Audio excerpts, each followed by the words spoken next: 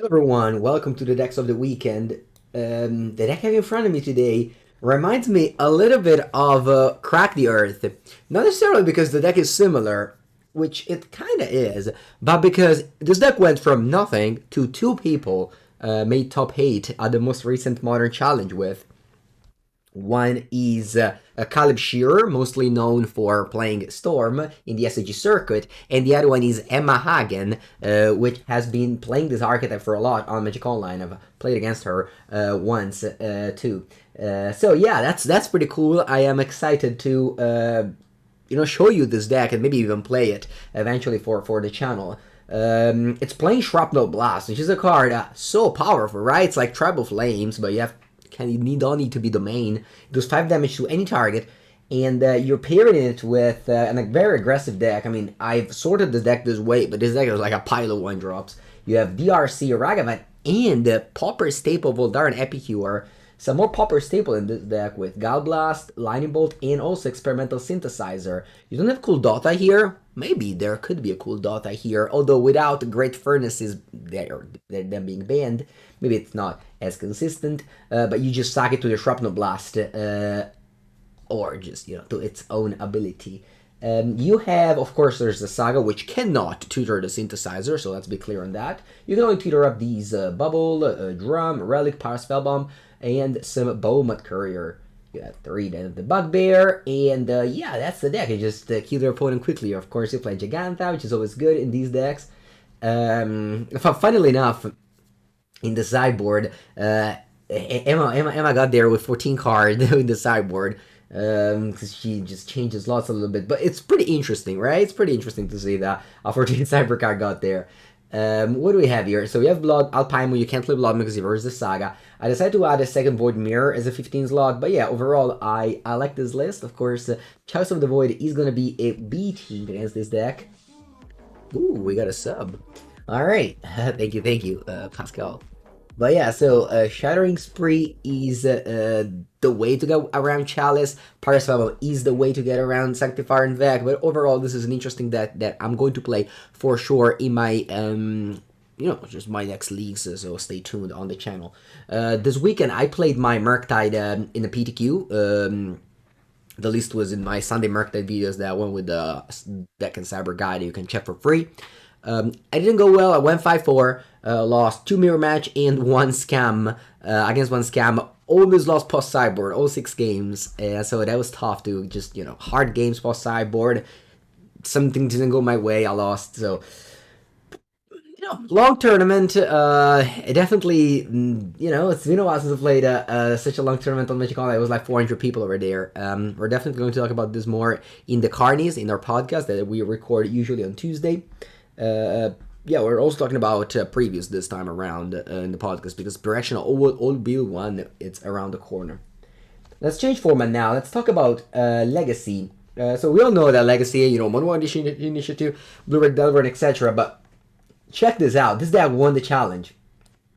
And it is a Magic Online known player. It's Crusher Bob BG. He's the inventor of Armor Time in Modern, and he's playing it so much in Legacy, and he finally got there. So now, does this mean that if you own an Armor Time deck in Modern, you have a viable Legacy deck?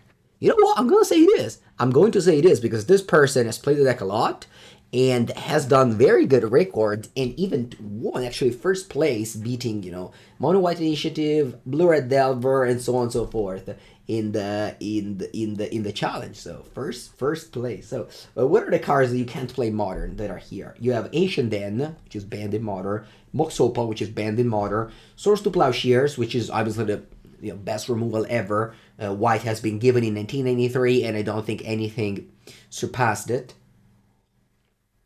Then you have Retrofit Foundry, which is your one of toolbox card to go with Urza Saga. It's like a one mana army. You just build the board with Retrofit Foundry very easily. Cranial Plating, which is your additional tutor effect is Stoneforge. We used to play this in the Hammer Time back in the days. They removed it, and you're sort of War and Peace. Which is interesting, right? Against against the Mono White Initiative, it is a way to win the race. Yeah, a color could be only in the sideboard. But this card is not something I expected to see in Legacy. 4 Manatite for the combo deck, because nobody plays around Manatite. And then you have 4 Ingenious Myth in the 75. Super interesting deck. Again, I think I've played... So you can find a video of me playing this deck for Channel Fireball many months ago, still by Crush, Crushbot BG, who, you know, I net decked him back in the days, and now this is his updated list. But, you know, check it out. It is sweet, and it is, yes, definitely something not usual in Modern. Let's round things up with Pauper, where a deck that I want to play for the channel because I think it's super cool. So it is a black-white ephemerate deck. So I mostly often feature, whenever I feature Pauper on my channel, I feature a deck by Heisen. He's the Italian Pauper content creator, also part of the Pauper format panel, and he's one of the few people that innovates. Pauper really just is, honestly, to my knowledge, Pauper is the format with the biggest net decking people I know. It's just, well, I mean, I guess maybe I'm not really into that many other communities. But yeah, just everybody net decks. Heisen is the one of the few people, I don't want to say the only one, because of course there's many people out there that build new decks, but he builds new deck, and they're actually good, and they actually perform at the highest level. You know, I featured him in strong winning list, in his Boros Gates, and now there's like black-white with Dark Ritual Goliath Paladin. So, you might remember the initiative mechanic in Pauper has been banned. They banned all the 4-drops. Goliath Paladin and Avenging Hunter are still legal. There's a bunch of Turbo Initiative lists which I think are a little bit too weak and non-consistent. So they're out there. You can 5-0 a league with, but maybe it's a little bit harder to, you know, go make a deeper run in a challenge. And now Teo Fancone is under Italian player that I know very well. He took Mirko's list, and he got to top 4 of the Pauper Challenge. It's super interesting because, again, we're playing Dark Ritual Initiative like when they banned the mechanic, but in a white shell together with Travel Inspector, Ephemerate, which by the way is very good with initiative since you get double instance to go in the dungeon. We're playing the combo that Mirko loves, which is Crypt Rat plus Unexpected Fangs. You give 1 counter lifelink to this and you ping and gain life. That's something that you can turn Dark Ritual into a... What was the card? Super old. Do you deal X, you gain X. Alright, anyway, you know that card. Because you just go Dark Ritual, then you pay 3 and you deal 3, gain 3. But yeah, overall, this is a mid-range version. We don't have the gates things here. We have Circle from Red, Dust to Dust, just the usual. Black has the Chainer's Edict, which is very good against the blue-black Timur Dare.